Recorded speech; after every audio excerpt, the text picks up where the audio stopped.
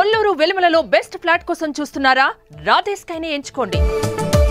నమస్తే, welcome to Suman TV. నేను మీ సాయి. ఢిల్లీ ఎన్నికల ఫలితాలు ఒక్కొక్కటిగా బయటకు వస్తున్నాయి. ఒక్కొక్క రౌండ్లో ఉత్కంఠ రేపుతున్నాయి. బీజేపీ హవా కొనసాగుతున్నట్టుగా మనకు ట్రెండ్స్ చెప్తున్నాయి. సో ఈ రకమైనటువంటి ఫలితాలు ఎలా వచ్చాయి, అక్కడ ఆప్కి బీజేపీ మధ్య ఏది కలిసి వచ్చాయి, ఏది మైనస్ అయ్యాయి, దీనికి సంబంధించి మనం మాట్లాడుతూ మనతో పాటు Suman TV news chief editor Keshav గారు ఉన్నారు. సార్ నమస్తే. నమస్తే. సో ఢిల్లీ ఎన్నికలు ఎగ్జిట్ పోల్స్ చెప్పిన విధంగానే కొనసాగుతున్నట్టు కనపడుతున్నాయి. ఈ ట్రెండ్స్ని చూస్తే ఎలా చెప్పొచ్చు? అంటే ఒకటి ఎగ్జిట్ పోల్స్ చెప్పిన లైన్లో కనబడుతున్నాయి, కానీ చెప్పినంత సులువుగా కానీ కనిపించట్లేదు. ఇప్పుడు ఉన్న ఓటింగ్ పర్సంటేజ్ పరంగా చూస్తేనేమో మంచి పర్సంటేజే నమోదైంది, కానీ ఓట్ల సంఖ్య పరంగా చూస్తే చాలా తక్కువ ఉంది. పార్టీలన్నీ వేరువేరుగా పోటీ చేస్తున్నాయి. ఆమ్ ఆద్మీ పార్టీకి అంత ఈజీ కాదు, ఇప్పుడు బీజేపీకి అంత ఈజీ కాదు అనేటువంటి సంకేతాలు స్పష్టంగా కనిపిస్తున్నాయి. ఫైనల్గా ఇప్పుడు ఉన్నటువంటి ఫిగర్స్ చూస్తే కూడా ఉదయం ఫస్ట్ సెకండ్ రౌండ్కి వచ్చేసరికి బీజేపీకి చాలా ఎడ్జ్ కనబడింది, అంటే ఈజీగా గెలవచ్చు అనేటువంటి సంకేతాలు ఉన్నాయి. ఇప్పుడు 30-40 బీజేపీ 40 లీడ్లో ఉంటే ఆమ్ ఆద్మీ పార్టీ 30 లీడ్లో ఉంది. అంటే ప్రతి రౌండ్ ఒక ఉత్కంఠభరితమైనటువంటి సందర్భంగా కనిపిస్తుంది. ఓవరాల్గా విపక్షాలు కలిసి ఉంటే రిజల్ట్ వేరుగా ఉండేదేమో అనేటువంటి సందేహం ప్రతి ఒక్కరికి వచ్చేలా ఉంది.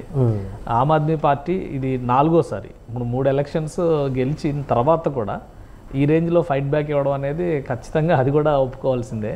ఎందుకంటే బీజేపీకి ఇప్పుడు 3 సార్లు ఢిల్లీలో కేంద్రంలో అధికారంలోకి వచ్చి కూడా ఇది 4వ యుద్ధంలో కూడా అక్కడ హోరాహోరీ ఉండేటువంటి పరిస్థితి. అంటే ఆమ్ ఆద్మీ పార్టీ ఇన్ని కేసులు ఎదుర్కొని, ఇన్ని విమర్శలు ఎదుర్కొని, అరెస్టులు ఎదుర్కొని, సీఎంనే జైల్లో పెట్టినటువంటి పరిస్థితి దగ్గర నుంచి చూస్తే కనుక ప్రజల మద్దతు ఉంది వీళ్ళకి అనేటువంటి సంకేతాలు అయితే ఈ పోటీని బట్టి మనం అర్థం చేసుకోవాల్సినటువంటి అంశం. గత సంవత్సరంలో కాంగ్రెస్ పార్టీ కొంత పుంజుకుంది, అన్ని స్థానాల్లో ఎంపీ ఎన్నికలప్పుడు చూసాం. సో అలాంటి ఫలితాలే ఒక్కొక్క రాష్ట్రంలో కూడా వస్తాయి అనుకుంటున్న సందర్భంలో ఢిల్లీలో అసలు ఖాతా కూడా తెరవకపోవడం ఏంటి? కాంగ్రెస్కి వచ్చినటువంటి అక్కడ మైనస్ ఏంటి? Leadership crisis. కాంగ్రెస్ పార్టీకి ఇప్పుడు బలమైనటువంటి ఢిల్లీలో లీడర్ అనే వ్యక్తి లేకపోవడం అనేది. గతంలో షీలా దీక్షిత్ ఆధ్వర్యంలో వరుసగా 2 సార్లు 3 సార్లు గవర్నమెంట్లు ఫామ్ చేసినటువంటి ట్రాక్ రికార్డు అప్పుడు బీజేపీకి కాంగ్రెస్ ఉంది. బీజేపీలో అప్పుడు నాయకత్వ లోపం వచ్చింది. వాస్తవానికి సుష్మా స్వరాజ్, మదన్ లాల్ ఖురానా, సాహిబ్ సింగ్ వర్మ లాంటి వాళ్ళు ఉన్నప్పుడు బలమైనటువంటి పార్టీగా బీజేపీ కనబడింది. ఆ తర్వాత క్రమంలో నేషనల్ పాలిటిక్స్లో వాళ్ళ స్పేస్ పెరగడం, ఇక్కడ ఢిల్లీలో సరైనటువంటి నాయకత్వం లేకపోవడం, హర్షవర్ధన్ లాంటి వాళ్ళని తీసుకొచ్చి ప్రమోట్ చేసి ఫోకస్ చేసినా కానీ లాస్ట్ 2 ఎలక్షన్స్లో పెద్దగా పెర్ఫార్మెన్స్ చేయకపోవడం, ఇవన్నీ అప్పుడు బీజేపీకి డ్రాబ్యాక్స్. ఇక్కడ కాంగ్రెస్కి వచ్చేసరికి ఏంటంటే ఈసారి కాంగ్రెస్ నాయకత్వం కూడా ఒక సమిష్టి బాధ్యతగా తీసుకున్న పరిస్థితి లేదు. అసలు విపక్షం విడివిడిగా పోటీ చేయడం అనేది ఇక్కడ కొంప ముంచింది. ఎందుకంటే ఆమ్ ఆద్మీ పార్టీ 70 స్థానాల్లో పోటీ చేసింది, కాంగ్రెస్ పార్టీ 70 స్థానాల్లో పోటీ చేసింది, బహుజన్ సమాజ్ పార్టీ 70 స్థానాల్లో పోటీ చేసింది. బీజేపీ పొత్తుంది కాబట్టి 68 స్థానాల్లో పోటీ చేసింది. ఒకటి జేడీయూకి, ఒకటి రామ్ విలాస్ పాస్వాన్ గ్రూప్ ఎల్జేపీకి ఇచ్చింది. సో మిగతావన్నీ కూడా కాంగ్రెస్లో, అంటే ముఖ్యంగా ఐఎన్డీఐఏ కూటమిలో కీలక భాగస్వాములు అనుకున్న వాళ్ళు ఎవరో కాంగ్రెస్కి మద్దతు ఇవ్వలేదు. సో ఆమ్ ఆద్మీ పార్టీ కూడా కీలక భాగస్వామే కదా. అక్కడ సీట్ల షేరింగ్ అనేది రెండు వర్గాల మధ్య జరగలేదు. ఇంకా అందులో చూస్తే మీరు నేషనలిస్ట్ కాంగ్రెస్ పార్టీ కూడా ఒక 30 స్థానాల్లో విడిగా పోటీ చేసింది. సో ఈ పోటీ ఎందుకు జరిగింది అనేది విపక్షాలు ఆలోచించుకోవాలి. ఒకటి, ఆంధ్రప్రదేశ్ ఎలక్షన్స్ని ఒక రోల్ మోడల్గా ఒకసారి మనం డిస్కస్ చేస్తే, ఈ ఎలక్షన్స్కి ముందర జరిగిన ఎలక్షన్స్ కాబట్టి, అవి ఒక 6-7 నెలల క్రితం జరిగినటువంటి ఎలక్షన్స్ కాబట్టి, ఆ ఎలక్షన్స్లో జరిగినటువంటి చర్చ ఏంటంటే విపక్షాలు ఏకం చేస్తే రిజల్ట్ ఏ విధంగా వస్తుంది అనడానికి ఒక రోల్ మోడల్ ఆంధ్రప్రదేశ్ నిలబడింది అని దేశవ్యాప్తంగా చర్చ జరిగింది. సో అదే లైన్లో కనుక వెళితే హర్యానాలో గెలిచేవాళ్ళు, ఛత్తీస్గఢ్లో గెలిచేవాళ్ళు, ఇట్లాంటి డిస్కషన్స్ చాలా జరిగినాయి. ఇప్పటికీ గుణపాఠం నేర్చుకోలేదు విపక్షం. బలమైనటువంటి కూటమిగా మారేటువంటి క్రమంలో ఇప్పటికీ గుణపాఠం నేర్చుకోలేదు అనడానికి ఢిల్లీ ఎలక్షన్స్ ఒక ఉదాహరణగా మనం చూడాల్సి ఉంటుంది. సో బీజేపీకి ఇది బాగా కలిసి వచ్చింది. ఇంత 3 times గవర్నెన్స్ చేసిన తర్వాత కూడా యాంటీ ఇన్కంబెన్సీ అనేటువంటి ఫ్యాక్టర్లో ఇంత ఫైట్ బ్యాక్ ఇచ్చేటువంటి అడ్వాంటేజ్ ఆమ్ ఆద్మీ పార్టీకి వచ్చిందంటేనే అది వీళ్ళల్లో ఉన్నటువంటి అనైక్యత వలన బీజేపీకి కలిసి వస్తున్నటువంటి అంశం. బహుశా చివరికి వచ్చేసరికి ఇప్పుడు 70 అసెంబ్లీ స్థానాలు ఉన్న అసెంబ్లీ అది. సో అందులో 36 సీట్లు ఎవరు గెలిస్తే వాళ్ళు అధికారంలోకి వస్తారు. బీజేపీ కూడా ఇక్కడ పెద్ద మెజారిటీలో కనిపించట్లేదు. ఫైనల్ ఫిగర్ చూస్తే ఇటు 40, అటు 30 దగ్గర కనిపిస్తుంది. ఇంకా 20 రౌండ్లు పెండింగ్ ఉన్నాయి. ఒకసారి ఎలక్షన్ కమిషన్ ఆఫ్ ఇండియా వెబ్సైట్లో ఉన్న డేటాను కనుక ఒకసారి చూస్తే ఎక్కడ చూసినా కానీ మీకు క్లియర్గా కనిపిస్తున్న నంబర్స్ ప్రకారం చూస్తే భారతీయ జనతా పార్టీ చేజింగ్లో ఉన్నది ఈ రెండు పార్టీలే, భారతీయ జనతా పార్టీ తర్వాత ఆమ్ ఆద్మీ పార్టీ. కాంగ్రెస్ పార్టీ అసలు సోయిలో లేదు ఎక్కడ కూడా.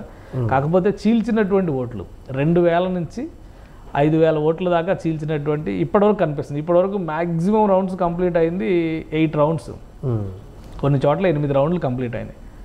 అన్ని చోట్ల చాలా ఎక్కువ చోట్ల నడుస్తున్నది అయితే 3 రౌండ్లు 4 రౌండ్లు నడుస్తున్నాయి ప్రస్తుతం. కానీ ఓట్ల ఆధిక్యం కూడా ఎక్కువ, పెద్ద వేల సంఖ్యలో వందల్లో కనిపిస్తుంది. ఇప్పుడు కేజ్రీవాల్ ఇంత ఫైట్ చేస్తున్న కేజ్రీవాల్ గారే 380 ఓట్ల తేడా ఆధిక్యంలో ఉన్నారు ప్రస్తుతం. అది చాలా గట్టి పోటీ అన్నట్టుగానే చూడాలి. గతంలో బీజేపీ ముఖ్యమంత్రిగా చేసినటువంటి సాహిబ్ సింగ్ వర్మ కుమారుడు అక్కడ పోటీ ఇస్తున్నాడు ఆయనకి. సో అంటే ఇలాంటివి చూసినప్పుడు ఏంటంటే పోటీ నిజంగా అంత స్ట్రాంగ్గా ఉందా లేదా అనేటువంటి అనుమానాలు రావడానికి ప్రధానమైనటువంటి కారణం అవుతుంది అనమాట. పైగా ఢిల్లీ నేషనల్ క్యాపిటల్ ఏరియాలో ఆయన ఎమ్మెల్యేగా పోటీ చేస్తున్నాడు. ఆ సీటు గెలిచి తీరాల్సిందే అనేటువంటి ఆలోచనతో వీళ్ళు ఉన్నారు. ఇప్పుడు అక్కడ పర్వేష్ సాహిబ్ సింగ్ వర్మ ఆయన పోటీ చేస్తుంది. ఆయనకి ఈయనకి 386 ఓట్లు తేడా. కాంగ్రెస్ పార్టీ అక్కడ కేవలం 1680 ఓట్లు చీల్చింది. అంటే 100 ఓట్లు మాత్రమే తేడా. 100 ఓట్లు. ఇక్కడ ఫైనల్గా ఏ లీడ్ చూసినా కానీ ఆల్మోస్ట్ మాక్సిమం లీడ్లు కనిపిస్తున్నాయి, 2000 3000 కనిపిస్తున్నాయి. అంటే ఓవరాల్గా అక్కడ కాన్స్టిట్యున్సీ సైజెస్ కూడా చాలా తక్కువ. మొత్తం 11 జిల్లాల్లో ఒక్కొక్క జిల్లాలో 8 నియోజకవర్గాలు 7 నియోజకవర్గాలు మాత్రమే ఉన్నటువంటి కౌంట్ అది. కాకపోతే డెన్సిటీ ఎక్కువ ఉంటుంది కాబట్టి పాపులేషన్ ఎక్కువ ఉంటుంది, ఎలక్టర్స్ ఎక్కువ ఉండేటువంటి అవకాశం ఉంటుందని మనం అనుకుంటాం. ఓవరాల్గా చూస్తే కనుక ప్రతి చోట 60-70 వేల మంది ఓటర్స్ కంటే ఎక్కువ లేరు. పెద్ద నియోజకవర్గాల సంఖ్య చూస్తే కూడా 1,00,000 ఓటర్లకి ఉన్న నియోజకవర్గాలు కూడా 4-5 ఉన్నాయి. సో ఆ లెక్కను చూసినప్పుడు మార్జిన్స్ చాలా తక్కువ ఉంటాయి. కానీ ఇక్కడ మనం అందుకే విపక్షాల అనైక్యత అనే ఫ్యాక్టర్ ఎందుకు మాట్లాడుతున్నాం అంటే అన్ని పార్టీలు వేరువేరుగా పోటీ చేసినాయి కదా. తలా ఫైనల్గా వచ్చేసరికి తలాక 2000-3000 వచ్చే ఇండిపెండెంట్గా ఉండేవాళ్ళు తక్కువ రావచ్చు. ముఖ్యంగా ముస్లిం ఓట్లు కూడా కీ రోల్ పోషిస్తాయి.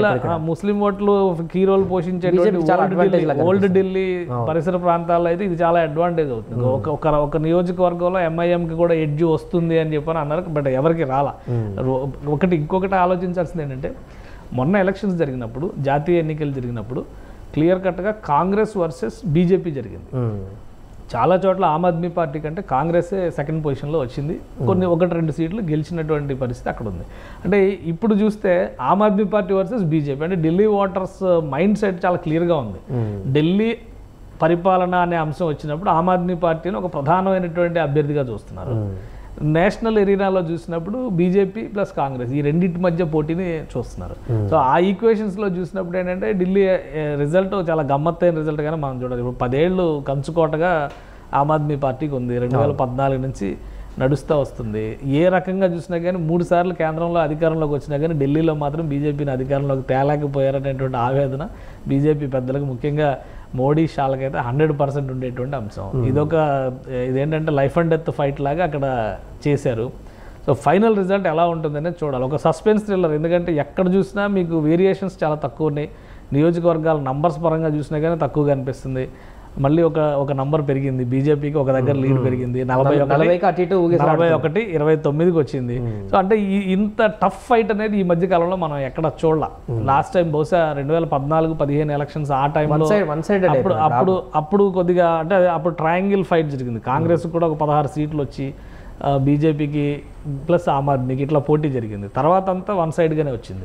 ఫస్ట్ టైం మళ్ళీ చాలా కాలం తర్వాత హంగ్ సినారియో కనిపిస్తుంది కానీ బట్ హంగ్ అనడానికి కూడా అవకాశం లేదు. ఈ రెండు పార్టీలు ప్రధాన ప్రత్యర్థులు.